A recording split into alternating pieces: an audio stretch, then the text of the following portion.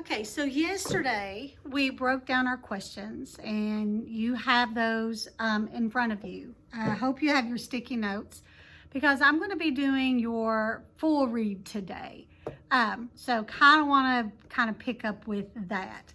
So our end in mind is I will be able to identify the theme by looking for repeated ideas in the story. And I'm looking back to my word wall so that I make sure I get it right. So we know that our theme is perseverance. So we are looking for evidence in today's reading that would support Brian persevering. He's not giving up at no matter what. He's kind of moving on and keeping it going. So here we go. I would suggest that you pick your book up. We are going to be starting on page 66. I will read 2.5 pages, then I will stop, allowing you the opportunity to sticky note your evidence. I would suggest that when you put your sticky note in, that you put the number of that question that goes with it, okay? So they usually go in order.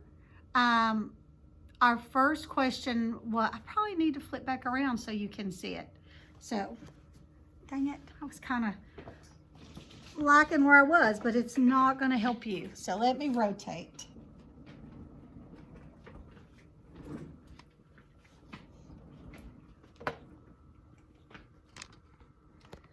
That first question being,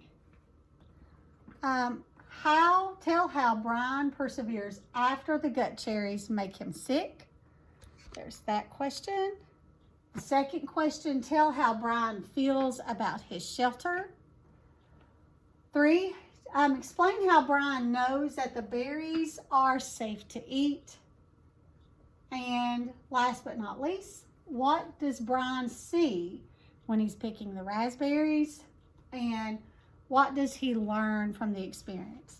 So I'm going to keep these where you can see it. I'm just going to be sitting kind of in the peripheral here today.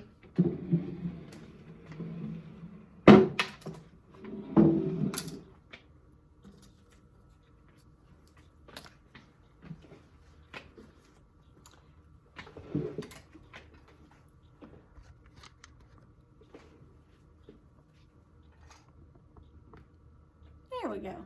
Here we go.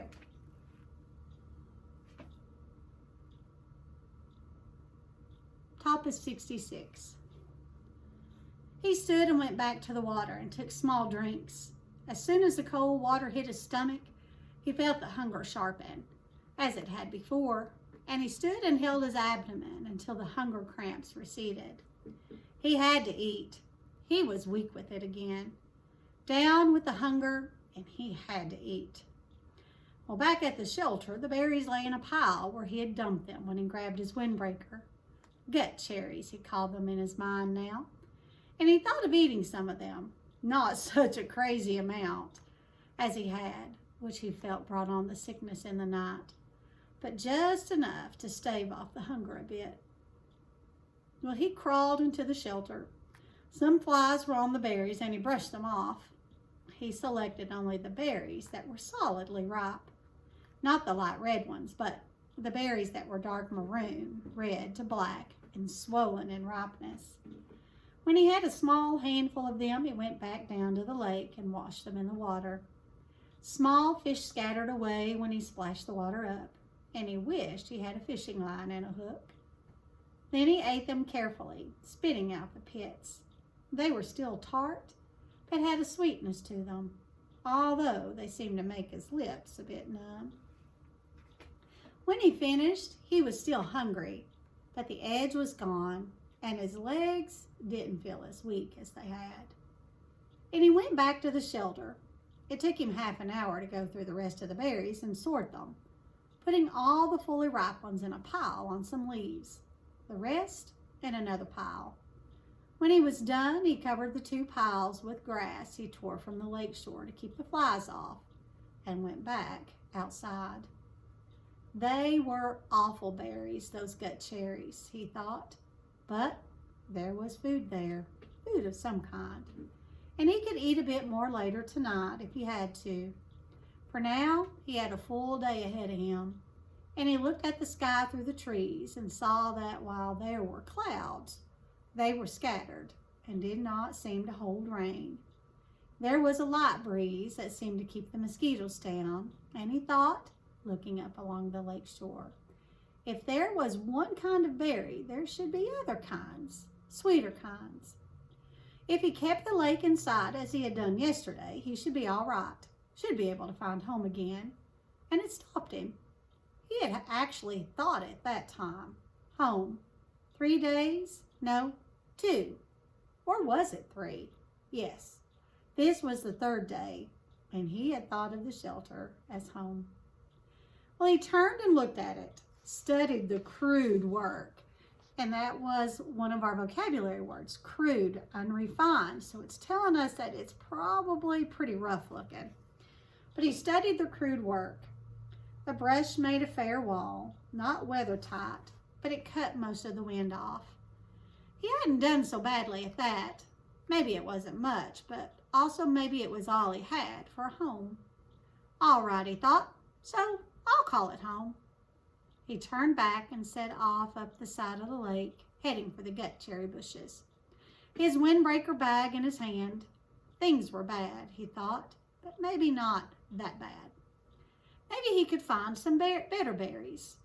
And when he came to the gut cherry bushes, he paused. The branches were empty of birds, but still had many berries. And some of those that had been merely red yesterday were now a dark maroon to black, much riper. Maybe he should stay and pick them to save them. I'm going to stop right here. That's 2.5 pages and allow you time to sticky note. So I'm going to give you about 2 minutes tops. So you do that for me.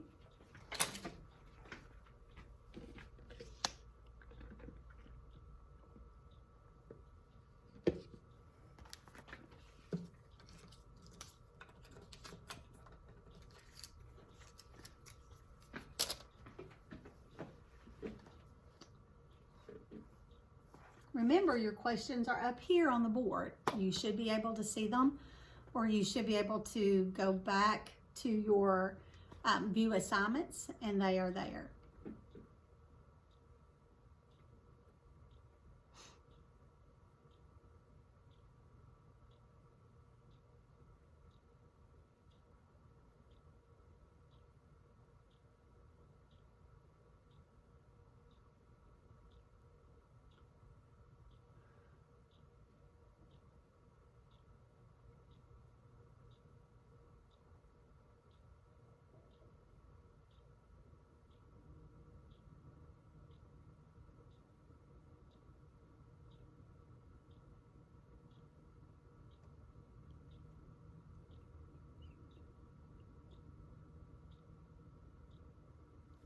All right, but top of 69. Well, no, sorry, middle of 68. But the explosion in the night was still much in his memory, and he decided to go on. The explosion was the diarrhea and the vomiting. Gut cherries were food, but tricky to eat. He needed something better. Another 100 yards up the shore, and there was a place where the wind had torn another path. These must have been fierce winds, he thought, to tear up places like this, as they had the path he had found with the plane when he crashed. Here the trees were not all the way down, but twisted and snapped off halfway up from the ground. So their tops were all down and rotted and gone, leaving the snags poking into the sky like broken teeth. It made for tons of dead and dry wood, and he wished once more he could get a fire going. It also made a kind of clearing with the tops of the trees gone, that sun could get down to the ground, and it was filled with small thorny bushes that were covered with berries. Raspberries. These he knew, because there were some raspberry bushes in the park, and he and Terry were always picking and eating them when they biked past. The berries were full and ripe, and he tasted one to find it sweet, and with none of the problems of the gut cherries. Although they did not grow in clusters, there were many of them, and they were easy to pick. And Brian smiled and started eating. Sweet juice, he thought. Oh, they were sweet with just a tiny tang. And he picked and ate and picked and ate and thought that he had never tasted anything this good. Soon, as before, his stomach was full, but now he had some sense and he did not gorge or cram more down. Instead, he picked more and put them in his windbreaker, feeling the morning sun on his back and thinking he was rich. Rich with food now, just rich. And then he heard a noise to his rear, a slight noise, and he turned and saw the bear. He could do nothing, think nothing. His tongue, stained with berry juice, stuck to the roof of his mouth. And he stared at the bear. It was black with a cinnamon-colored nose, not 20 feet from him, and big. Not huge, no, huge. It was all black, fur, and huge. He had seen one in the zoo in the city once, a black bear, but it had been from India or somewhere. This one was wild and much bigger than the one in the zoo, and it was right there.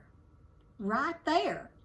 Well, the sun caught the ends of the hairs along his back, shining black and silky, and the bear stood on its hind legs, half up, and studied Brian, just studied him, then lowered itself and moved slowly to the left, eating berries as it rolled along, whiffling and delicately using its mouth to lift each berry from the stem. And in seconds, it was gone, and Brian still had not moved. His tongue was stuck to the top of his mouth, the tip half out. His eyes were wide and his hands were reaching for a berry. Then he made a sound, a low, oh! It made no sense. It was just a sound of fear or disbelief that something that large could have come so close to him without his knowing. It just walked up to him and could have eaten him, and he could have done nothing. Nothing. And when the sound was half done, a thing happened to his legs. A thing he had nothing to do with, and they were running in the opposite direction from the bear, back toward the shelter. He would have run all the way in panic, but after he'd gone perhaps 50 yards, his brain took over and slowed, and finally it stopped him. If the bear had wanted you, his brain said, he would have taken you. It is something to understand, he thought, not something to run away from. The bear was eating berries, not people. And the bear made no move to hurt you, to threaten you. It stood to see you better, study you, then went on its way eating berries. It was a big bear, but it did not want you, did not want to cause you harm, and that is the thing to understand here. See what you can sticky note. Look at your questions up here, and that way you have a pretty clear idea what you're doing.